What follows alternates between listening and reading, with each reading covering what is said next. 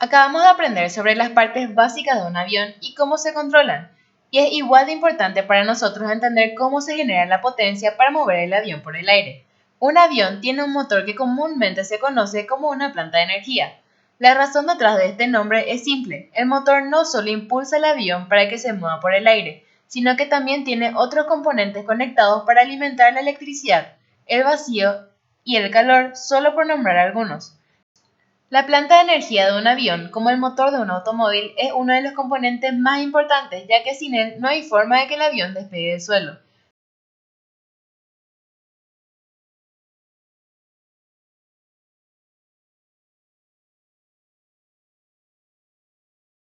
Los motores de aviación se pueden separar en dos grupos: motores alternativos y motores de turbina. Si bien la mayoría de las aerolíneas y los aviones corporativos usan aviones de turbina, la aviación general y los aviones de entrenamiento están equipados con motores alternativos. Los motores recíprocos tienen varios cilindros. Dentro de esos cilindros el combustible y el aire se mezclan, se comprimen y se encienden. Cuando se enciende esta mezcla de aire y combustible, su fuerza explosiva mueve el pistón hacia adentro. Estos pistones se conectan a un cigüeñal y el movimiento de los pistones hacia adentro y hacia afuera hace que el cigüeñal gire. La hélice está conectada al cigüeñal, de modo que el cigüeñal gira al igual que la hélice. Los cilindros se someten a un ciclo continuo de 4 tiempos. Los 4 movimientos se denominan admisión, compresión, ignición y escape. El primer tiempo, la etapa de admisión, es cuando dentro del cilindro el pistón se aleja de la cabeza del cilindro al momento que la válvula de admisión se abre y la mezcla de aire y combustible se succiona hacia la cámara de combustión.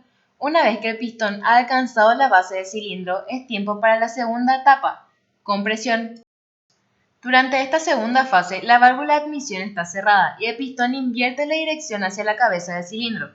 Esto comprime la mezcla de aire y combustible, ya que no tiene forma de escapar una vez que el pistón se acerca a la parte superior del cilindro. Comenzamos el tercer tiempo, ignición.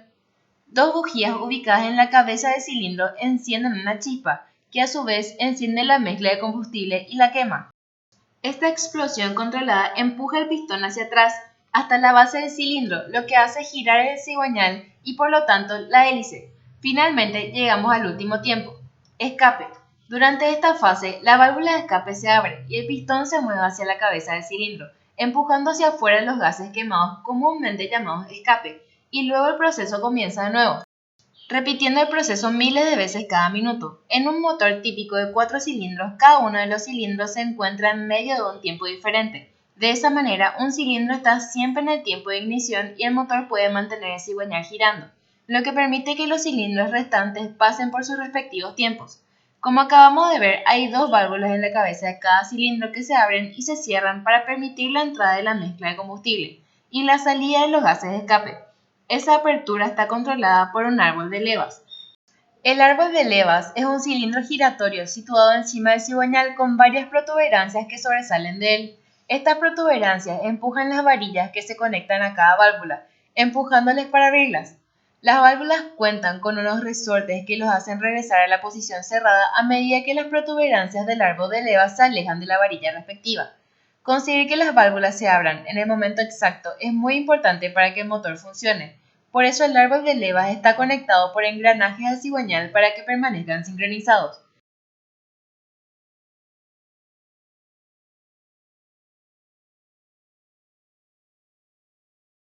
El árbol de levas está sincronizado para girar a la mitad de la velocidad del cigüeñal, lo que hace que la válvula se abra 2 veces durante el ciclo de 4 tiempos.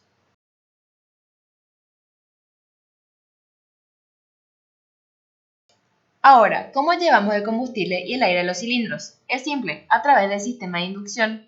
Dentro de la cabina de la mayoría de los aviones de aviación general se encuentran los controles de aceleración y mezcla.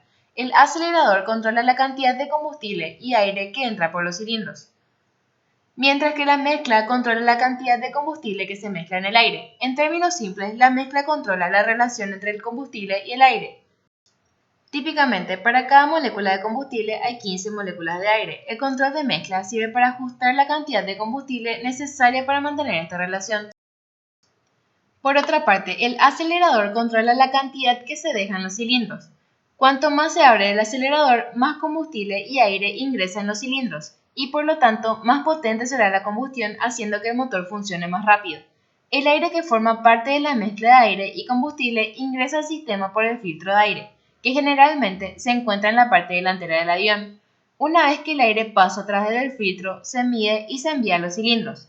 El combustible, por otro lado, se encuentra a bordo del avión, generalmente dentro de las alas. Al igual que el aire, se mide y se envía a los cilindros.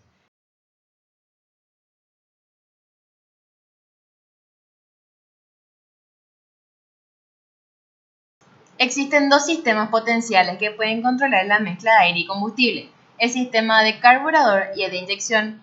La mayoría de los aviones modernos están equipados con sistemas de inyección de combustible, por lo que dedicaremos un poco más de tiempo a eso, pero es una buena idea revisar los conceptos básicos de un carburador.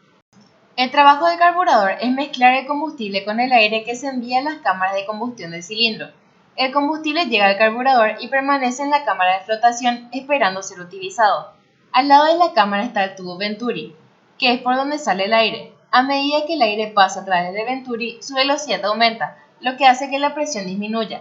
Hacia la parte inferior de Venturi encontramos una boquilla de descarga de combustible que se encuentra cerca del área de baja presión, lo que saca el combustible de la cámara a través de la boquilla y lo mezcla con el aire.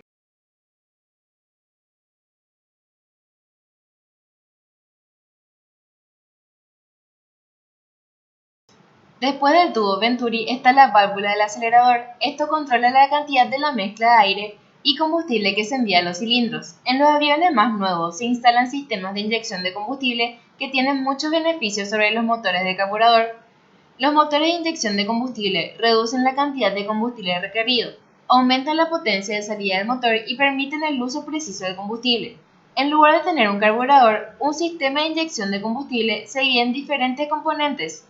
Esto consiste en bombas de combustible, una unidad de control de combustible, una válvula manifold de combustible y finalmente boquillas de descarga de combustible. La bomba de combustible bombea el combustible desde los tanques de combustible hacia la unidad de control de combustible. Luego, la unidad de control de combustible regula la cantidad específica de combustible necesaria en función de los ajustes de mezcla y aceleración. El combustible se envía a la válvula manifold de combustible donde se dispersa y se dirige a las boquillas de cada cilindro. Esta vez el combustible no se mezcla con el aire hasta inmediatamente antes de entrar en la cámara de combustión. Ahora que hemos discutido cómo introducimos combustible y aire en los cilindros, hablemos de cómo conseguimos que la mezcla se encienda. El sistema de encendido es lo que proporciona la chispa a la mezcla. Los componentes principales del sistema de encendido incluyen los magnetos, las bujías, los cables y el interruptor de encendido. Así como su nombre lo indica, un magneto consiste en un imán giratorio que genera chispas de electricidad. Las chispas que se generan son independientes del sistema eléctrico de los aviones, lo que significa que, si el sistema eléctrico del avión falla, los magnetos seguirán siendo capaces de generar chispas para que el motor funcione. La energía generada por los magnetos se envía a las bujías, luego libera esa energía que enciende la mezcla de aire y combustible, creando energía para hacer girar la hélice. La mayoría de los aviones tienen dos magnetos, múltiples juegos de cables y dos bujías por cilindro para aumentar la eficiencia y confiabilidad del sistema. Si falla un magneto o falla una bujía, el motor seguirá funcionando. Sin embargo, la potencia de salida se reducirá ligeramente, ya que el motor está operando de manera menos eficiente.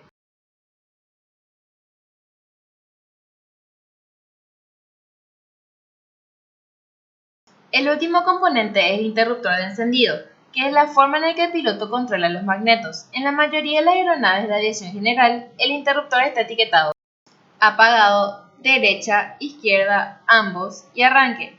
Si se apaga el interruptor, los magnetos no podrán alimentar las bujías, por lo que el motor no podrá funcionar y se apagará. Si el interruptor se colocó en la posición derecha o izquierda, solo ese magneto respectivo estaría alimentando sus bujías.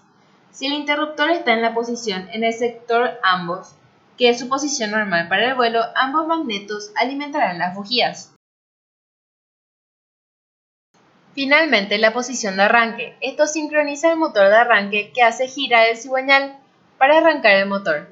En los cilindros, las bujías encienden la mezcla aire y combustible moviendo el pistón en tiempo de ignición.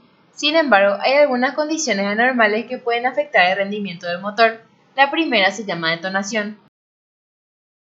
La detonación es el encendido explosivo incontrolado de la mezcla de aire y combustible dentro de los cilindros. Produce altas temperaturas y presiones que pueden causar daños al cilindro. La detonación puede ocurrir por una variedad de razones, entre ellas el uso de un combustible de grado inferior al recomendado, los ajustes de alta potencia con la mezcla demasiado pobre o la subida demasiado pronunciada cuando la cabeza del cilindro no se está enfriando adecuadamente.